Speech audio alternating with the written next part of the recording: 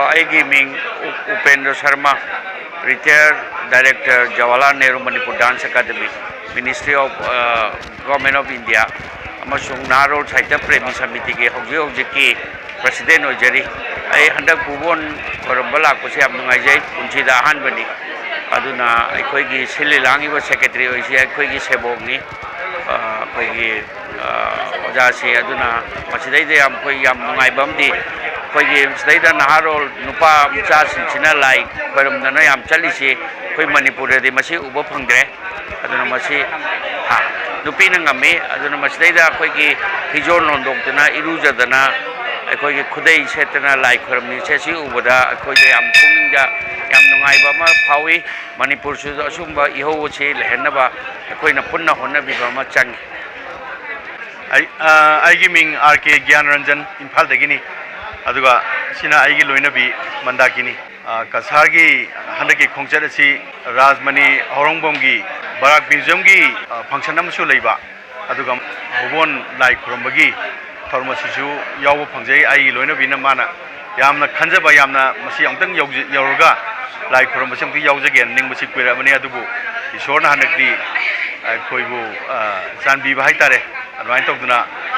ꯂꯥꯛꯆꯕꯅꯤ꯫ ꯑꯗꯨꯒ ꯌꯥꯝꯅ ꯅꯨꯡꯉꯥꯏꯖꯕꯗꯤ ꯑꯩꯈꯣꯏꯅ ꯃꯃꯥꯡꯉꯩꯗ ꯑꯩꯈꯣꯏꯅ ꯑꯉꯥꯡ ꯑꯣꯏꯔꯤꯉꯩꯗ ꯃꯅꯤꯄꯨꯔꯗ ꯕꯥꯔꯨꯅꯤ ꯂꯥꯏ ꯈꯣꯏꯔꯝꯕꯒꯤ ꯊꯧꯗꯣꯛ ꯑꯗꯨꯒꯤ ꯃꯇꯝꯒꯤ ꯃꯑꯣꯡ ꯑꯗꯨ ꯅꯤꯡꯁꯤꯡꯉꯤ꯫ ꯃꯅꯤꯄꯨꯔꯗꯗꯤ ꯅꯨꯄꯤꯅ ꯑꯌꯥꯝꯕ ꯑꯩꯈꯣꯏꯒꯤ ꯊꯋꯥꯏ ꯌꯥꯎꯕꯗꯧꯅ ꯇꯧꯏ, ꯑꯗꯣ ꯁꯤꯗꯗꯤ ꯅꯨꯄꯥ ꯃꯆꯥꯁꯤꯡꯁꯤ ꯌꯥꯝꯅ ꯊꯋꯥꯏ ꯌꯥꯎꯅ ꯊꯃꯣꯏ ꯁꯦꯡꯅ ꯂꯥꯏ ꯈꯣꯏꯔꯝꯕꯒꯤ ꯂꯥꯏ ꯅꯤꯡꯕꯒꯤ ꯀꯩꯅꯣꯁꯤ ꯎꯕ ꯐꯪꯉꯤ꯫ ꯑꯗꯣ ꯃꯁꯤꯒꯤ ꯆꯠꯅꯕꯤꯁꯤ ꯃꯇꯝ ꯆꯨꯞꯄꯗ ꯃꯥꯡꯗꯅ ꯂꯩꯍꯟꯅꯤꯡꯉꯤ꯫ ꯑꯗꯨꯒ ꯑꯩꯈꯣꯏꯒꯤ ꯃꯅꯤꯄꯨꯔꯒꯤ ꯂꯩꯔꯤꯕ ꯅꯍꯥꯔꯣꯜꯁꯤꯡꯗꯁꯨ ꯁꯤꯒꯤ ꯃꯑꯣꯡ ꯃꯇꯧ ꯑꯁꯤ ꯆꯞ ꯆꯥꯅ ꯇꯝꯗꯅ ꯃꯈꯥ ꯇꯥꯅ ꯍꯥꯟꯅꯒꯤ ꯐꯤꯕꯝꯗ ꯍꯟꯖꯤꯜꯂꯛꯇꯅ ꯑꯩꯈꯣꯏꯒꯤ ꯆꯠꯅꯕꯤ, ꯑꯩꯈꯣꯏꯒꯤ ꯂꯥꯏꯅꯤꯡ ꯂꯥꯏꯁꯣꯟꯒꯤ ꯃꯑꯣꯡ ꯃꯇꯧ ꯑꯁꯤ ꯁꯤ ꯇꯝꯖꯅꯤꯡꯉꯥꯏ ꯑꯣꯏꯕ ꯑꯃꯅꯤ ꯍꯥꯏꯅ ꯈꯟꯖꯩ꯫ ꯑꯩꯈꯣꯏꯒꯤ ꯎꯃꯪ ꯂꯥꯏ ꯉꯥꯛꯁꯦꯟ ꯀꯟꯕ ꯂꯨꯞꯅ ꯑꯩꯈꯣꯏꯒꯤ ꯀꯩꯅꯣꯒꯤ ꯈꯨꯕꯝ ꯑꯃ ꯃꯍꯥꯔꯥꯖ ꯕꯣꯙꯆꯟꯗ꯭ꯔꯅ ꯑꯩꯈꯣꯏꯒꯤ ꯀꯔꯤ ꯍꯥꯏꯅꯤ ꯍꯧꯗꯣꯛꯄꯤꯔꯝꯕ, ꯑꯗꯣ ꯉꯁꯤ ꯂꯣꯏꯁꯤꯜꯂꯒ ꯂꯣꯏꯁꯤꯟꯕ ꯍꯥꯏꯁꯤ ꯆꯥꯎꯔꯥꯛꯄ ꯂꯣꯏꯁꯤꯟꯕꯒꯤ ꯋꯥꯅꯤ, ꯄꯨꯔꯥꯗꯤ ꯂꯣꯏꯗ꯭ꯔꯤ꯫ ꯑꯗꯨꯕꯨ ꯃꯁꯤ ꯔꯥꯖꯝꯅꯤꯒꯤ ꯌꯥꯝꯅ ꯍꯣꯠꯅꯕ ꯀꯟꯕ ꯃꯥꯒꯤ ꯊꯧꯅꯥ ꯑꯁꯤꯁꯨ ꯑꯩꯈꯣꯏꯅ ꯌꯥꯝꯅ ꯊꯥꯒꯠꯅꯤꯡꯉꯤ꯫ ꯂꯣꯏꯅꯅ ꯁꯤꯗ ꯃꯌꯥꯝ ꯆꯪꯗꯅ ꯃꯇꯦꯡ ꯄꯥꯡꯁꯤꯟꯗꯅ ꯑꯩꯈꯣꯏꯅ ꯃꯐꯝꯁꯤꯗ ꯀꯜꯂꯤꯕ ꯈꯨꯕꯝ ꯑꯁꯤ ꯍꯦꯟꯅ ꯐꯕ, ꯃꯅꯤꯄꯨꯔꯗꯒꯤꯁꯨ ꯃꯩꯇꯩ ꯍꯥꯏꯔꯤꯕ ꯖꯥꯇꯤ ꯐꯨꯔꯨꯞ ꯈꯨꯗꯤꯡꯃꯛ ꯃꯐꯝꯁꯤꯗ ꯆꯍꯤ ꯈꯨꯗꯤꯡꯒꯤ ꯂꯥꯛꯇꯨꯅ ꯃꯁꯤꯒꯤ ꯂꯥꯏꯅꯤꯡ ꯂꯥꯏꯁꯣꯟ ꯑꯁꯤ ꯁꯔꯨꯛ ꯌꯥꯍꯟꯅꯤꯡꯉꯤ꯫ ꯑꯗꯨꯒ ꯃꯇꯝ ꯆꯨꯞꯄꯗ ꯃꯁꯤꯒꯤ ꯀꯣꯃꯤꯇꯤꯒꯤ ꯂꯧꯕꯤꯔꯤꯕ ꯊꯧꯗꯥꯡ ꯑꯁꯤ ꯊꯥꯒꯠꯆꯕꯒ ꯂꯣꯏꯅꯅ ꯃꯇꯨꯡ ꯇꯥꯅ ꯑꯐꯕ ꯇꯨꯡ ꯀꯣꯏꯅ ꯃꯁꯤꯒꯤ ꯈꯨꯕꯝ ꯑꯁꯤ ꯃꯇꯝ ꯆꯨꯞꯄꯗ ꯃꯇꯝ ꯁꯥꯡꯅ ꯄꯨꯟꯁꯤ ꯅꯨꯡꯁꯥꯡꯅ ꯆꯥꯎꯈꯠꯄ ꯑꯣꯏꯁꯅꯨ ꯍꯥꯏꯕꯁꯤ ꯑꯩꯒꯤ ꯏꯁꯣꯔ ꯃꯐꯝꯗ ꯅꯤꯖꯔꯤ꯫ ꯑꯩ ꯎꯃꯪ ꯂꯥꯏ ꯉꯥꯛꯁꯦꯜꯂꯨꯞ ꯁꯣꯅꯥꯏ ꯀꯁꯥꯔꯒꯤ ꯖꯦꯅꯔꯦꯜ ꯁꯦꯀ꯭ꯔꯦꯇꯔꯤꯅꯤ, ꯃꯤꯡꯅ ꯍꯧꯔꯣꯡꯕꯝ ꯔꯥꯖꯃꯅꯤ꯫ ꯚꯨꯕꯣꯟ ꯆꯤꯡꯗꯣꯟ ꯑꯁꯤꯗ ꯃꯩꯇꯩꯗ ꯑꯩꯈꯣꯏꯒꯤ ꯅꯣꯡꯆꯨꯞ ꯂꯩꯍꯧꯆꯤꯡ ꯍꯥꯏꯔꯒꯁꯨ ꯈꯪꯅꯩ꯫ ꯅꯣꯡꯆꯨꯞ ꯂꯩꯍꯧꯆꯤꯡꯒꯤ ꯆꯤꯡꯗꯣꯟ ꯑꯁꯤꯗ ꯊꯥꯖꯅꯔꯤꯁꯦ ꯁꯤꯕ ꯃꯍꯥꯗꯦꯕ ꯂꯩ ꯍꯥꯏꯅ ꯊꯥꯖꯅꯩ꯫ ꯑꯁꯤꯒ ꯂꯥꯏ ꯅꯤꯡꯅ ꯇꯧꯔꯛꯏꯕꯁꯤ ꯉꯁꯤꯗꯒꯤ ꯑꯩꯈꯣꯏ ꯆꯍꯤ 8 ꯈꯨꯟꯇꯥꯛꯇ꯭ꯔꯤꯉꯩ ꯃꯃꯥꯡꯗꯒꯤ ꯃꯅꯤꯄꯨꯔꯗꯒꯤ ꯑꯗꯨꯝ ꯃꯩꯇꯩꯁꯤꯡꯁꯤꯅ ꯂꯥꯛꯑꯒ ꯈꯨꯔꯝꯅꯔꯝꯃꯦꯅꯁꯨ ꯑꯗꯨꯝ ꯑꯍꯟꯁꯤꯡꯅ ꯇꯥꯛꯄꯤ꯫ ꯑꯗꯨꯒ ꯄꯥꯛ ꯁꯟꯅ ꯍꯦꯟꯅ ꯁꯛꯈꯪꯅ ꯇꯧꯈꯤꯕꯁꯤꯅ ꯆꯍꯤ 8 ꯈꯨꯟꯇꯥꯛꯉꯩꯒꯤ ꯃꯇꯨꯡꯗꯒꯤ ꯄꯥꯛ ꯁꯟꯅ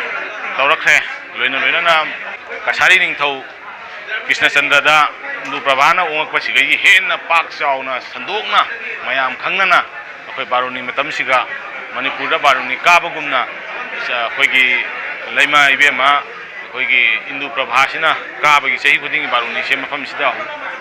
ꯍꯦꯟꯅ ꯄꯥꯛ ꯁꯟꯅ ꯀꯥꯈꯤꯕꯅꯤ ꯍꯥꯏꯕꯁꯤꯃ ꯑꯍꯟꯁꯤꯡꯅ ꯊꯝꯕꯤ꯫ ꯑꯗꯨꯒ ꯍꯥꯏꯔꯤꯕ ꯑꯩꯈꯣꯏꯒꯤ ꯚꯨꯕꯣꯟ ꯆꯤꯡ ꯑꯩꯈꯣꯏ ꯅꯣꯡꯆꯨꯞ ꯂꯩꯍꯧꯆꯤꯡꯁꯤꯒ ꯃꯩꯇꯩꯒ ꯃꯔꯤ ꯂꯩꯅꯔꯛꯄꯗꯤ ꯑꯩꯈꯣꯏꯒꯤ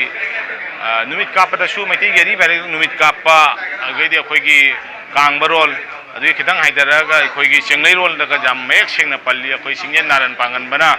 ꯃꯥ ꯅꯣꯡꯆꯨꯞ ꯄꯥꯡꯅ ꯆꯠꯈꯤꯕ, ꯅꯣꯡꯆꯨꯞ ꯄꯥꯡꯅ ꯆꯠꯈ꯭ꯔꯒ ꯃꯐꯝ ꯑꯁꯤꯗ ꯂꯩꯈꯤꯕꯒꯤ ꯋꯥꯔꯤ ꯃꯌꯦꯛ ꯁꯦꯡꯅ ꯑꯗꯨꯝ ꯑꯩꯈꯣꯏ ꯉꯁꯤ ꯐꯥꯎꯕꯗ ꯑꯗꯨꯝ ꯑꯍꯟꯁꯤꯡꯅ warinari aduga akhoi meitai gi ariba laising su palli asumai tawdna chahi khuding ge khoi baruni numisi meitai ayamba tongan Bangladesh tai Tripura tai Assam gi abdi akhoi gi apara Assam Hojai Lanka ge Kasar gi Barak Valley Manipur dai mi mayam lakta tawye bise khoi nungai jai hai base khoi gi matam se kitang lat ki bise 2020 gi corona gi hek horgolak matam si ga mi se jam lat ki jam kinana corona ki jam covid 19 se jam kinana tawgi ba matang aduma adu su khoi committee kangbu di khoi sabchana sem sa aduna lai madugi covid 19 gi protocol lo ngakna adum mamang se ida su tawgi handak su covid 19 gi protocol se khoi yari bum khoi ngakna khoi sanitizer na chingba phenyl ge tongan bai khoi gi equipment mayam singse corona gi asi khoi purga laksebani maina singba mamang ge maina singba thamam de adu maina singba mayam mai khoi hojik pi dana khoi ngamjari bise khoi gi sarkar gi maigi de gi sarkar gi maigi de so khoi na umanglai ngakse lupna thagat chaba phongdok chari ngasi maksu khoi manipur da gi jamung rk janaranjan sangnai raba kainoni film star ni khoi madhavi daga kungri ba argai khoi gi tamo Upendra Sharma Dance Academy gi retired director ni Naharon Sahitya Premi Samiti gi president ni ge khoi gi tamo manindra senior journalist masung film critic adiga khoi gi marup khoi gi waikhom amusau sangnai raba social worker ni asiuma mayam se lengbi rakna tawri bise jam nungai je loina khoi Barak Valley so khoi jamung arke Gopal Sana lengbi rai khwaidagi bugol sira khoi masak naina sien gi tengbang pi bise khoi jamung Gopal Sana ni agi mathang dai khoi gi oja DC college ki retired professor oja Kenchan lengbi rai yamna nungai ahan jing jina lengbi rak ngasi mapung se yam phana ngasi panggoi adu laibak thibedi khoi gi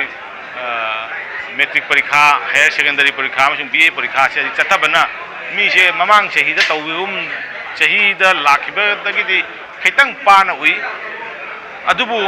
hojikti yamna nungai re mai gi system ising gi system ising se kramai tong singala lujahan ba dagaidi mai se hotel khuding makta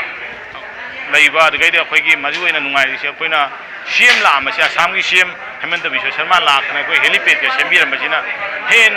lu nan ba duma gudu mo lai phamamo oire bise haije ni